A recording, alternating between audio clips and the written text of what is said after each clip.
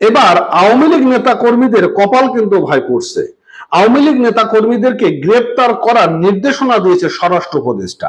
কেন নির্দেশ দেওয়া হয়েছে? কারণ হচ্ছে যে বিগত কয়েকদিন ধরে আমরা দেখতে পাচ্ছি যে আওয়ামী লীগ তারা বিভিন্ন জায়গাগুলোতে ঝটিকা মিছিল চালাচ্ছে এবং এই ঝটিকা মিছিল এই অন্তর্বর্তীকালীন সরকারের মাথা ব্যথার কারণ হয়ে দাঁড়িয়েছে।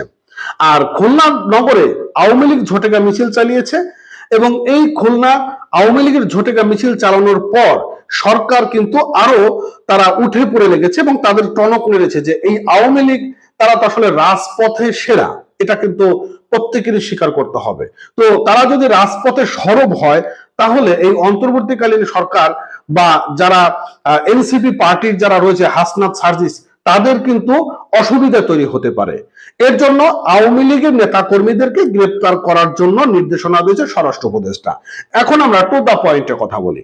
টু দা পয়েন্ট হচ্ছে যে আমরা বিগত ফ্যাসিস্ট আওয়ামী লীগের সময় দেখেছি যে জামাত বিএনপি তারা কোথাও যদি মিছিল মিটিং করতো তবে তাদেরকে গ্রেপ্তার করার জন্য নির্দেশনা দেওয়া হতো এবং পুলিশ দিয়ে তাদেরকে বিভিন্নভাবে হয়রানি পর্যন্ত করেছে।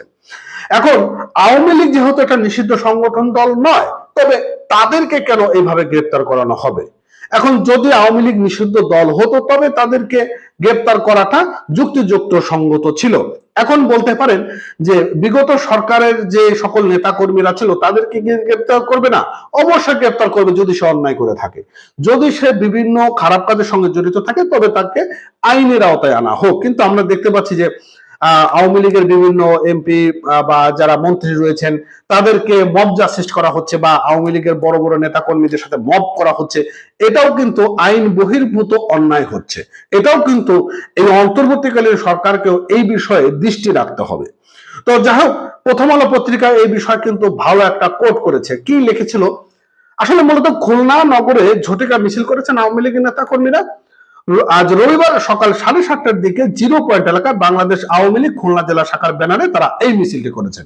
ঘটনাটা আজকে ঘটেছে যে আওয়ামী লীগের নেতা কর্মীরা তারা খুলনাতে মিছিল করেছেন এবং গত 5ই আগস্ট আওয়ামী লীগ সরকারের পতনের পর খুলনায় এটাই আওয়ামী লীগের প্রথম কর্মসূচি পালিত হলো। আজ সকালে মিছিলে ছবি এবং ভিডিও সামাজিক যোগাযোগের মাধ্যমে ছড়িয়ে পড়েছে। আর ওই ভিডিও এবং ছবি দিয়ে দেখা যায় যে একদল লোক ব্যানার নিয়ে 0 পয়েন্ট এলাকায় বিক্ষোভ করছেন এবং ব্যানারে শেখ মুজিবুর রহমান ও শেখ হাসিনার ছবি আছে। এই সময় শেখ হাসিনা ভয় নেই, রাজপথ ছাড়ি নাই, শেখ হাসিনা সরকার বারবার দরকার, শেখ হাসিনা ফিরবে আবার বীরের বেশে প্রকৃতভাবে তারা স্লোগান দিতে থাকে।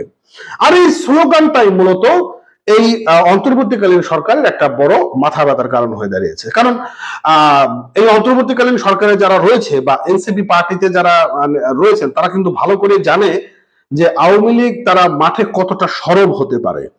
এবং বিগত যখন আমরা দেখেছি যে আওয়ামী লীগ বিরোধী দল ছিল বা 111-এর সময় আপনারা দেখেছেন যে আওয়ামী লীগ তারা কি পরিমাণ মাঠে তারা কাজ করেছে।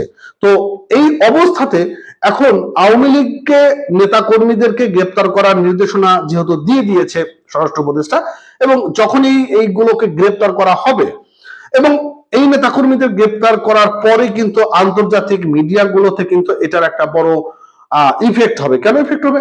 ভাই, আওয়ামী লীগ তো নিষিদ্ধ সংগঠন না, আগে তোমরা নিষিদ্ধ করো, তারপরে তারা যদি মিছিল মিটিং করে তবে তাদেরকে গ্রেপ্তার করো। আপনার কাছে কি মনে হয় কমেন্ট করে জানাবেন।